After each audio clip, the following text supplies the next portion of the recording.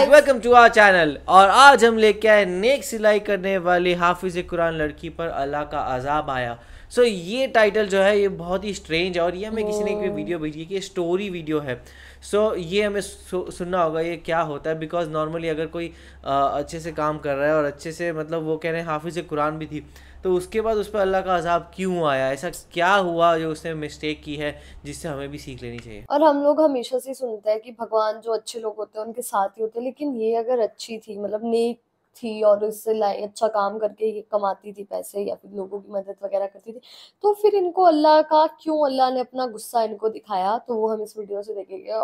तो देखते हैं फिर स्टार्ट। आज हम आपको एक ऐसी हकीकत और दिल दहला देने वाली वाकया सुनाएंगे कि एक नेक लड़की जो हाफिज कुरान थी, लोगों के कपड़े सिलाई करके गुजर बसर करती थी, मरने के बाद वह क्यों अजाब का शिकार हुई। उसकी कब्र का हाल जानकर हर कोई दंग रह गया, क्योंकि वह बड़ी नेक थी। लोगों के इसरार पर जब उसकी मां ने उस लड़की की हकीकत बताई, तो यह जानकर सबके रोंगटे खड़े हो गए। गुजारिश यही है कि इस वीडियो को आखिर तक जरूर देखें, क्योंकि बहुत सारी औरतें कपड़े सिलाई करते वक्त ऐसी गलतियां करती हैं। क्या आज की कहानी बड़ी ही सबक अमोज और खासकर उन क्या औरतों और मर्दों के लिए है जो सिलाई कढ़ाई जैसा काम करते हैं, क्योंकि अनजाने में वह ऐसा गुनाह कर जाते हैं जिसकी वजह से उन्हें बहुत सख्त अजाब का सामना करना पड़ सकता है। स्टिचिंग में किसी शहर के दूर दराज इलाके में क्या था? नफीसा नाम की लड़की अपनी माँ के साथ रहती थी। हाँ। उसके बाप का इंतकाल हो चुका था।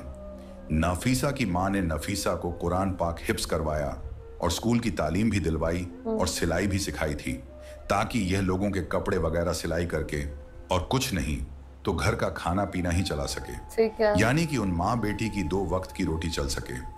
नफीसा बहुत ही मेहनती लड़की थी। उसके कुछ वसूल थे जिससे वह कभी पीछे नहीं हटती थी। अभी भी कितनी देर देर से उसके पास 2 औरतें बैठी हुई थीं। बार बार कपड़े सिलाई के लिए इसरार किए जा रही थी, लेकिन नफीसा ने 2 टोक लफ्जों में उन्हें जवाब दे दिया कि वो उनके कपड़े नहीं सी सकती। वो औरतें फिर नफीसा की मिन्नतें करने लगी। नफीसा, देखो, इनकार ना करो, तुम सबके कपड़े सिलाई करती हो और बहुत अच्छी करती हो। हमारे कपड़े भी सिल दो, बहुत महंगे कपड़े खरीदे हैं। हमने किसी ऐसी दर्जी को देकर हम अपने कपड़े खराब नहीं करवाना चाहते। तुम तो जानती हो, तमाम गली मोहल्लों की औरतें तुमसे ही कपड़े सिलवाते हैं। तुम कम दाम में बहुत अच्छी सिलाई करके देती हो और कपड़े पहनने में भी बहुत अच्छे लगते हैं। नफीसा बोली, लेकिन जैसा डिजाइन आप लोग बोल रही हो, इस तरह के कपड़े मैं नहीं सिलती। उन कपड़ों में पूरे पूरे बाजू नजर आएंगे। शलवार का डिजाइन भी ऐसा होगा कि पिंडलियों से ऊपर पांव दिखेंगे। तौबा तौबा, मैं ऐसे कपड़े कैसे सिल सकती हूँ? नफीसा ने यह बोलकर साफ साफ इनकार कर दिया। अच्छा, मतलब वो कहने लगी, छोटे कपड़े नहीं 500 सिलाई देने की बजाय 1000 जोड़े की सिलाई देंगी। हाँ। हमें तुम्हारे हाथ की सिलाई बहुत पसंद है, तुम बहुत ही हिफाजत से काम करती हो। नफीसा खड़ी हुई और कहने लगी, नहीं बाजी, मैं सिलाई नहीं करूंगी। और फिर वह अपने किचन खाने की तरफ चली गई। नफीसा की अम्मा ने शर्मिंदगी से उन दोनों औरतों से मजर्रत की और कहने लगी कि मेरी बेटी थोड़ी पर्देदार है, वह इसीलिए इस तरह के कपड़े नहीं सीती। वो दोनों औरतों के जाने के बाद नफीसा की अम्मा ने नफीसा से कहा, बेटी तुम क्यों लगी रोजी को धक्का देती हो? आखिर तुम कपड़े सिलाई क्यों नहीं करना चाहती थी? कोई 4 पैसे आ जाते। नफीसा बोली, अम्मा, मैं ऐसे ही बेहयाई के कपड़े किसी को सिल कर नहीं दे सकती। इतना कहकर नफीसा अपना दुपट्टा सेट करते हुए वजू करने चली गई और उसकी अम्मा भी खामोश हो गई। वह जब भी नफीसा से कोई बात करती तो वह इसी तरह के जवाब देती थी। उन्हें अपनी बेटी से बहुत मोहब्बत थी। उसकी माँ भी लोगों के घरों का काम करके आती थी और बेटी घर पर मेहनत करती थी। ऐसा करते करते नफीसा ने अपने पूरे दहेज का सामान बना लिया। फिर नफीसा की माँ ने अच्छा लड़का देखकर नफीसा की शादी कर दी। वह लड़का गरीब जरूर था, लेकिन नफीसा की बहुत इज्जत किया करता था। ठीक है। नफीसा की माँ ने शादी तय करते वक्त यह कहा था कि मेरा तो कोई सहारा नहीं मेरी बेटी के अलावा, इसलिए मैं अपनी बेटी और दामाद को अपने घर पर ही रखूंगी। वह लोग भी मान गए। इस तरह नफीसा शादी के बाद अपनी ही माँ के घर दोबारा से रहने लगी। उसका शौहर जितने भी पैसे कमाता, लेकिन घर का गुजारा फिर भी मुश्किल था। नफीसा को कपड़े सिलाई करना ही पड़ते थे। वक्त ऐसे ही गुजरता गया। नफीसा प्रेग्नेंट हो गई। अब नफीसा से कपड़े सिलाई करना बड़े मुश्किल हो रहे थे। इधर नफीसा को यह खुशखबरी मिली और उधर से शौहर ने घर आकर बताया उसे नौकरी से निकाल दिया गया है। नफीसा ये बात सुनकर रोने पिटने लगी कि अब मेरा क्या होगा। मैं इस हाल में भी कपड़े सिलाई करूंगी, क्या मुझे सुकून नहीं मिल सकता? हालांकि नफीसा का शौहर नफीसा का बहुत ख्याल रखता था। जब वह कपड़े सिलाई करने बैठती तो नफीसा को वहीं बैठे चाय भी बना देता, कभी खाना बना देता और बाहर नौकरी भी करता था। अब अक्सर ही नफीसा की अपने शौहर से काम के सिलसिले में बहस हो जाती। शौहर से वह बदतमीजी करने लगती, बदजुबानी करने लगती। जब शौहर खाना खाने बैठता तो आगे से यह कह देती, काम के न काज के दुश्मन अनाज के वह बेचारा दो निवाले खाता और उठकर बाहर चला जाता। हालांकि वह भी रोज काम ढूंढने जाता था और यह तो अल्लाह की मर्जी थी कि उसको काम मिल ही नहीं रहा था। ऐसा करते करते आखिर वो दिन आ गया कि नफीसा के घर बेटी पैदा हुई। नफीसा का शौहर और नफीसा की माँ बच्ची को देखकर बहुत खुश हुए। नफीसा का शौहर तो बच्ची की खुशी में घर घर में मिठाइयां बांट रहा था। इधर नफीसा के शौहर को बच्ची की खुशखबरी मिली और उधर नफीसा के शौहर का काम भी लग गया। जहां नफीसा के शौहर को काम मिला, वह ठेकेदार बड़ा ही सख्त मिजाज था, मजदूरों के साथ बदतमीजी से पेश आता। उसे बस काम ही प्यारा था। लोग बस मजबूरी के तहत उसके पास काम करते थे और अक्सर वो मजदूरों को गंदी गालियां भी दे दिया करता था। इधर नफीसा के घर का गुजारा मुश्किल हो रहा था। जब बेटी थोड़ी सी बड़ी हुई तो नफीसा ने फिर से अपनी सिलाई स्टार्ट कर दी ताकि उसकी बेटी का खर्च भी पूरा हो सके।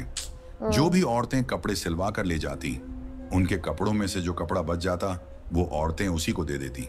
उसी कपड़े से वो अपनी बेटी के छोटे छोटे फ्रॉक्स सिलाई कर लेती और इसी तरह वह गुजर बसर कर लेती, क्योंकि नफीसा के शौहर की इतनी कमाई तो है नहीं थी कि जिससे वह ज्यादा खर्च कर सके। बिजली के बिल और घर का सौदा सलफ ही शौहर पूरा कर सकता था। फिर एक दिन खुदा की करनी ऐसी हुई कि उन लोगों के घर में जलजला सा आ गया हुआ। कुछ यूं नफीसा का पांव अचानक सीढ़ियों से फिसला और पहली सीढ़ी से गिरती हुई आखिरी सीढ़ी तक आ गई। उसके सर से इतना खून बह गया। नफीसा की मां रोने चिल्लाने लगी। पूरा मोहल्ला उनके घर में इकट्ठा हो गया। जल्दी से नफीसा के शौहर को खबर कर दी गई। जुमे का दिन था और नफीसा का शौहर इसलिए आज काम पर था कि एक्स्ट्रा जो पैसे मिलेंगे मैं अपनी बच्ची के लिए खिलौने खरीदूंगा। उस दिन और कोई मजदूर वहां काम नहीं कर रहा था। जब नफीसा के शौहर को बीवी की ऐसी खबर मिली तो जल्दी से अंधाधंध उसने ताले लगाए और भागकर घर वापस आ गया। चाबी उसने अपनी जेब में रख ली और जल्दी से घर आ गया। डॉक्टर के पास ले जाते नफीसा रास्ते में ही दम तोड़ गई। नफीसा के शौहर को नफीसा की कई बातें बहुत याद आ रही थी। वह तड़प तड़प कर रो रहा था और नफीसा की मां भी चीख चीख कर रो रही थी। नफीसा का शौहर इसलिए भी ज्यादा रो रहा था कि उसकी मासूम सी बच्ची है, उसका क्या होगा, बिना मां के कैसे पलेगा। अभी तो वह इतनी छोटी थी कि मां का दूध पीती थी। यह सब सोचकर वो और भी ऊंची आवाज में रोने लग जाता। नफीसा की अचानक मौत पर हर कोई अफसोस करने लगा। कौन जानता था कि एक जवान लड़की भरी जवानी में यूं खामोशी से चली जाएगी। हर कोई नफीसा की नेकी के गुण गाया करता था, सभी जानते थे वो कितनी नेक थी, परहेजगार थी, हर किसी का ख्याल रखने अल्लाह का अज़ाब क्यों आया? हर कोई उसकी तारीफ में लगा हुआ था। कोई रीजन नफीसा नहीं की है। माँ और शौहर का रो रो कर बुरा हाल हो गया। वो दोनों गम से निढाल थे। फिर तदफीन का वक्त करीब आया और नफीसा का जनाजा पढ़ाया गया। नफीसा को करीबी कब्रिस्तान ले जाकर दफना दिया गया।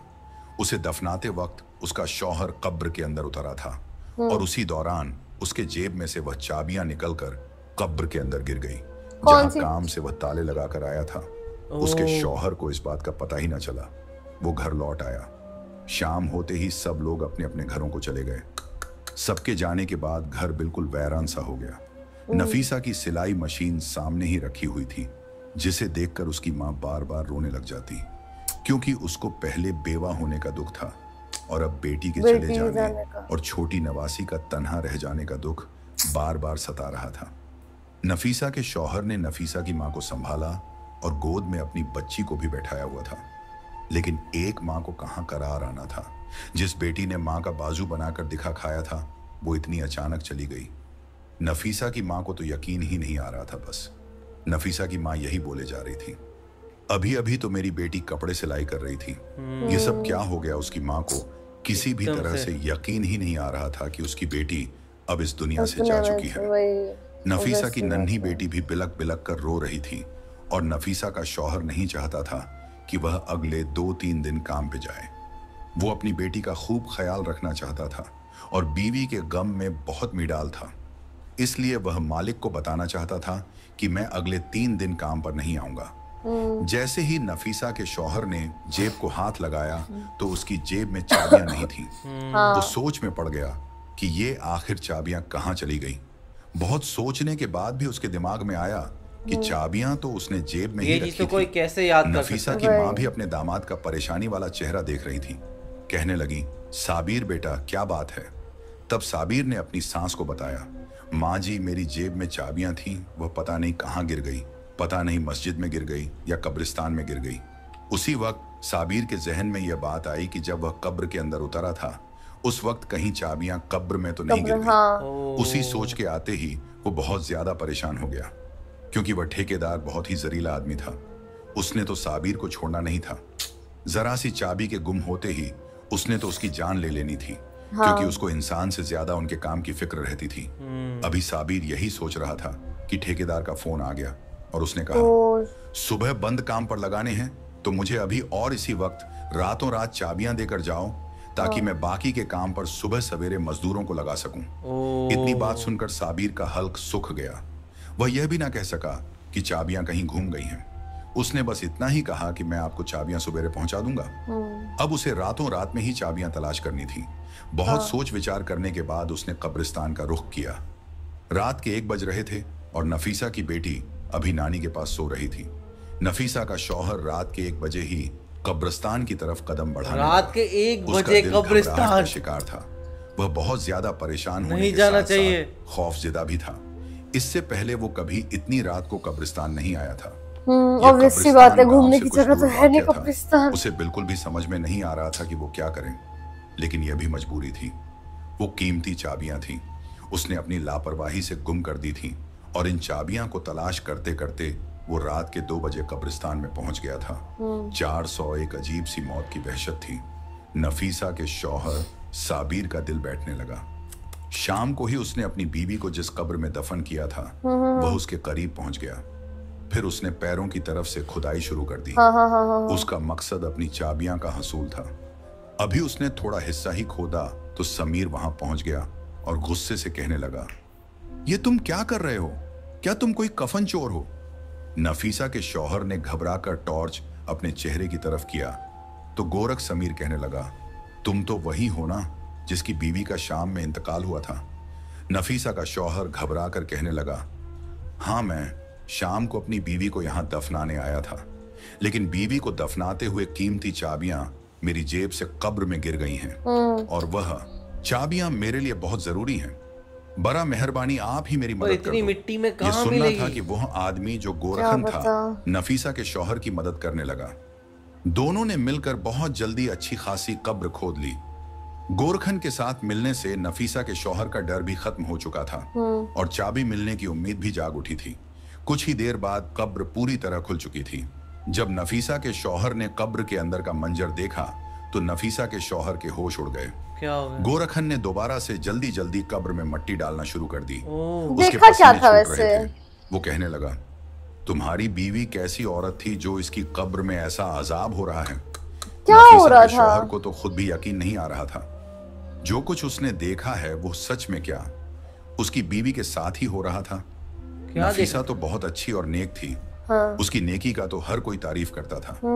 उसने तो कभी कोई ऐसा गुनाह नहीं किया था जिसकी वजह से उसका यह हाल हुआ। वह परेशानी से तड़पने लगा। मेरी बीवी को ऐसे कौन से गुनाह की इतनी बड़ी सजा मिल रही है? गोरखन ने कहा, तुम चाबियां का कोई और इंतजाम कर लो। कब्र में चाबियां ढूंढना बहुत मुश्किल है, सही बात। और तुमने खुद ही देखा ना कि इसका यह अजाब खत्म नहीं हो रहा और वह किस हाल में है। इसकी तरफ से तौबा इस्तगफार करो, और अगर कोई गुनाह ऐसा है जो इसने अपनी जिंदगी में किया है तो इसके बारे में पता लगाओ ताकि उसकी मगफिरत हो सके। सबीर रोते रोते अपने घर वापस पहुंचा। नफीसा की माँ ने उसे देखा तो कहने लगी, तुम इतनी रात तक कहाँ थे? मैं कब से तुम्हारे लिए परेशान हो रही थी। सबीर नफीसा की माँ के कदमों में बैठ गया। कहने लगा, अम्मा मेरा चैन सुकून सब लुट गया, और अभी भी बुरी तरह से वह कांप रहा था। नफीसा की माँ घबरा गई, पूछने लगी, बेटा बताओ तो सही क्या माजरा है? तुम इतनी रात तक कहाँ थे? सबीर ने बताया, वह चाबियां की तलाश में कब्रिस्तान गया था, लेकिन वहां जाकर तो जो मंजर मैंने देखा क्या? उसके बाद शायद मैं सारी जिंदगी सुकून की सांस ना ले सकूं। नफीसा की माँ भी डर गई और कहने लगी, पहेलियां ना बुझाओ, साबिर बताओ क्या तो सही, देखा? क्या हुआ? और फिर साबिर ने रोते हुए बताया कि जब नफीसा की कब्र खोदी गई ताकि चाबियां को तलाश किया जाए, तो कब्र का मंजर देखकर मेरे होश उड़ गए। अम्मा नफीसा जैसी नेक औरत को इतना सख्त अजाब हो रहा था, मैं आपको बता नहीं सकता। नफीसा के होठों पर आग जल रही थी और वह पूरी तरह चीखें मार रही थी। मैंने आग बुझाने की कोशिश की तो मुझे उसके स्याह होंठ नजर आए जो बहुत बड़े हो चुके थे, जैसे लटक गए हों, जबकि बाकी का जिस्म सलामत था। थोड़ी देर के लिए आग बुझी और फिर दोबारा भड़क उठी। पहले तो मैं समझ नहीं सका ये खुदा की तरफ से अजाब है, लेकिन गोरखन ने मुझे बताया कि यह अजाब इलाही है और सिर्फ इसके होठों को जला रहा है। साबिर रोते हुए कहने लगा, अम्मा समझ नहीं आता इसके होठों पर आग क्यों लगी थी। वो तो इन होठों से हर वक्त अल्लाह का जिक्र किया करती थी, बुराई नहीं की थी, वो अच्छी औरत थी। नफीसा की माँ और उसका शौहर ऐसे ही सारी रात रोते रहे और अल्लाह ताला से नफीसा की मगफिरत के लिए दुआएं मांगते रहे। फजर की अजान हुई तो नफीसा की माँ कहने लगी, मस्जिद के इमाम साहब को खामोशी से सारी बातें बताओ और पता करो क्या हुआ, क्या ऐसा क्यों हो रहा है, क्या उससे कोई गलती हुई। इमाम साहब उन्हें शायद पता हो थोड़ा, वो इंसान है, यकीनन वो हमारी जरूर मदद करेंगे। साबिर को भी ये बात मुनासिब लगी। इस मसले का अगर कोई हल बता सकता था तो वह इमाम साहब ही थे। साबिर नमाज के लिए गया तो नमाज के बाद उसने मस्जिद के इमाम साहब को रोक लिया और तन्हाई में उन्हें रोते हुए सारी बात बता दी। यह सुनकर वह कहने लगे, मैं नफीसा की माँ से मिलना चाहता हूँ। साबिर इमाम साहब को अपने घर ले आया और नफीसा की माँ से उसकी मुलाकात करवा दी। इमाम साहब पूछने लगे, अम्मा बताओ, नफीसा कहीं किसी की चुगली तो नहीं करती थी या कोई ऐसा गुनाह जो उसके मुंह से होता हो। नफीसा की माँ कहने लगी, नहीं, मेरी बच्ची सिर्फ सिलाई का काम करती थी, उसे इतनी फुर्सत कहाँ कि वह आस पड़ोस में जाए या अपनी सहेलियों को अपने पास बुलाए। फिर यह सुनकर इमाम साहब ने एक ऐसा सवाल किया जिससे नफीसा की माँ चौंक उठी। इमाम साहब ने कहा, क्या नफीसा किसी की अमानत को अपने पास रखती थी? अमानत? कोई बचा हुआ कपड़ा, कोई जोड़े पर लगने वाला। नफीसा की माँ कहने लगी, नफीसा तो बचे हुए कपड़े और धागा वगैरह सब कुछ वापस लुटा देती थी और जो कपड़ा उसे बच्चे के लिए रखती थी। हाँ, वो बच्चे के लिए बनाती थी, खुद से नहीं रखती थी, लोग देके जाते थे। सोच लो कि ऐसी गलती हो सकती है जिसकी वजह से उसके मुंह को अजाब हो रहा है, लेकिन फिर भी उसने जाने अनजाने में कोई ऐसा गुनाह तो जरूर किया है। अमानतों के मामले में हमें बहुत सख्त तौर पर सवाल जवाब का सामना होगा। मुझे लगता है यहाँ अमानत का ही कोई मामला है, क्योंकि नफीसा बेटी की नेकी से तो मैं खुद वाकिफ हूँ, क्योंकि इमाम साहब भी नफीसा को अच्छी तरह जानते थे। उन्हीं के पास तो नफीसा ने कुरान पाक हिफज। इमाम साहब कहने लगे, बीवी फिर भी बेटी की कोई ऐसी बात सोचकर बताओ जो वह किया करती थी और उस आदत का ताल्लुक नफीसा के होठों से हो। नफीसा की माँ बहुत सोचकर कहने लगी, और उसकी उस आदत से मुझे बड़ी चीड़ थी। वो कैंची की बजाय अपने मुंह से धागा तोड़ती थी और फिर धागे का जो जरा रेशा उसके मुंह में या होठों पर रह जाता उसे दांतों में मैं चुभा। अक्सर ही मैंने उसका मुंह चलते हुए देखा था, लेकिन वह बार बार कैंची नहीं उठाती थी, मुंह से धागा खींचकर तोड़ दिया करती थी। तो उससे क्या हो गया? उसी धागे को मुंह से चिबाकर थूक देती थी। बहुत बार मैंने उसे समझाया कि इस तरह होंठ भी कट सकता है, लेकिन वह अपनी आदत में पक्की हो चुकी थी। यह सुनते ही इमाम साहब कहने लगे, तो फिर हो सकता है यह अजाब उसी धागे के जर्रे की वजह से, क्योंकि जब नफीसा की मौत हुई थी तो इससे पहले वह कपड़े सिलाई करती उठकर सीढ़ियों की तरफ गई थी। शायद उसकी मौत के वक्त वो धागे का जर्रा उसके मुंह में रह गया हो और उसी धागे की वजह से उस पर अजाब हो रहा हो। सिलाई के बचे हुए सामान के साथ धागे का एक जरा सा टुकड़ा भी उस शख्स की अमानत कहलाता है जो कपड़ों की सिलाई के पैसे देता है। सारी बची हुई चीजों की तरह दांगा और दूसरी चीजें भी वापस करना जरूरी होती हैं। बेहतर है कि आप लोग इस तरह से मगफिरत की दुआ करें, और जो लोग भी नफीसा से कपड़े सिलवाते थे उन सब से बात करके नफीसा की आदत के बारे में बताएं और इसके लिए माफी मांग लें। यह सुनकर नफीसा की माँ बहुत ज्यादा परेशान हुई। बज़हर तो यह बहुत मामूली सी बात थी, लेकिन उसकी वजह से नफीसा को इतना सख्त अजाब होगा ये उनके वहम गमान में भी ना था। फिर नफीसा की माँ ने उन सब लोगों को अपने घर में जमा किया जिनके नफीसा कपड़े सिलाई किया करती थी और सबको नफीसा की इस छोटी सी आदत का बताकर नफीसा की मगफिरत के लिए हाथ जोड़े। लेकिन यह कोई ऐसी बड़ी बात तो थी वही नहीं, वो लोग क्यों इसका इसलिए बुरा सबने मानेंगे। फौरन माफ कर दिया। कुछ लोगों की नजर में यह तो गुनाह भी नहीं था, सही बात है। लेकिन जो बात इंसान के नजदीक मामूली सी होती है आमाल में वो अक्सर भारी होती है। यहाँ अब यह मामला अमानत का था, शायद इसलिए नफीसा की पकड़ हो गई थी। सब लोग नफीसा की अच्छी आदतों से वाकिफ थे, इसलिए नफीसा को माफ करके चले गए। उसी रात नफीसा की माँ ने अपने दामाद से कहा, साबिर जल्दी से दोबारा चाबियां के लिए तुम उसकी कब्र लाजमी खोदो और अंदर का मंजर देखकर बताओ क्या इस पर अजाब हट गया है। नफीसा की माँ जानना चाहती थी कि उसके अजाब के पीछे असल वजह क्या थी। क्या वाकई एक जरा सा धागा उस पर अजाब की वजह बना था। उस रात साबिर फिर गोरखन के पास गया और उन दोनों ने मिलकर कब्र खोदी तो देखा कि नफीसा की मैयत बिल्कुल ठीक थी। उसके पास से खुशबू आ रही थी, किसी किस्म का कोई अजाब भाई। और साबिर की चाबियां भी उसी कब्र में थीं। साबिर ने वो चाबियां वहां से उठाई और कब्र वापस से बंद कर दी और घर वापस आकर नफीसा की माँ को सारा माजरा सुनाया।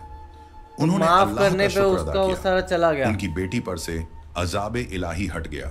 और फिर जब यह बात गांव वालों को पता चली तो हर कोई हैरान रह गया कि इस कदर नेकों का औरत को एक अमानत की वजह से अजाब भुगतना पड़ा था। सारे गांव वालों ने तौबा इस्तगफार की और फिर सबने अपने मामलात को सुधारने की कोशिश की। उसी दिन के बाद गांव में हर कोई अमानत को लेकर बहुत चकना हो गया। किसी के पास किसी की जरा सी चीज होती तो उसे फौरन वापस लुटाया जाता। नफीसा तो चली गई थी, लेकिन जाते जाते अपनी माँ और शौहर को उदास कर गई। वो नफीसा की बेटी और नफीसा का शौहर और माँ तीनों उसे हर वक्त बार बार याद करते। नफीसा तो फूल थी जिसकी खुशबू चारों तरफ बिखरी हुई थी। उसके जाने के बावजूद भी लोग उसे बिल्कुल नहीं भूले थे। वह अपने अच्छे अखलाक और रवैये की वजह से सबके दिलों में आज भी जिंदा है। वो अब जन्नत के किसी आला मुकाम पर होगी जो छोटा सा गुनाह उससे हुआ था। वाओ, क्या कमाल की स्टोरी थी यार। और आज से पहले मैंने ऐसी स्टोरी कभी भी नहीं सुनी। मतलब कि उसके पास जो ये लड़की थी वो जब एक्सपायर हुई तो उसके दांत में एक धागा रह गया था और वो जो लोगों का जब कपड़े सिलना आते थे तो वो उसको सीजर की जगह उससे अपने मुंह से यूज करती थी धागे तोड़ने के लिए। तो इस वजह से उसको मतलब कि उसके जो होठ है उसमें आग लग गई। तो वो बहुत ज्यादा शॉकिंग था सबके लिए, क्योंकि यार ऐसा हो जाता है कि अब जैसे दोस्त है ना, हम मतलब कि ऐसे हो जाता है आराम से कि किसी के पास किसी का सामान होता है, किसी के पास किसी का सामान होता है। लेकिन ये चीज के बाद तो मतलब ऐसा होगा कि भाई किसी का सामान ही मत रखो अपने पास, अपना सामान भले ही दे दो पर दूसरों का मत लो। ये तो बहुत शॉकिंग वीडियो थी सीरियसली। वही उन्होंने सारे जिंदगी इतना अच्छा काम किया, वो हाफिज कुरान थी, सब कुछ था, लेकिन ये चीज़ की वजह से लाइक मुझे तो यह बिलीव ही नहीं हो रहा था कि इतनी छोटी चीज़ के ऊपर से इतना ज़्यादा उनके ऊपर अजाब आ जाएगा, इतनी प्रॉब्लमेटिक हो जाएगी। लेकिन ये था कि ये क्यों परमानेंट नहीं था। जैसे लोगों ने माफ़ किया और बोला कि भाई वो चीज़ हमें इंपॉर्टेंट थी ही नहीं, तो फिर वो अजाब हट भी गया। तो यार ये स्टोरी एक्चुअली हिलाने वाली थी। आप लोग कैसे लगा आप कमेंट सेक्शन में ज़रूर बताएगा। तो ऐसे लाइक कर दीजिए, कमेंट कर दीजिए, शेयर कर दीजिए और सब्सक्राइब करते चाहिए। बाय।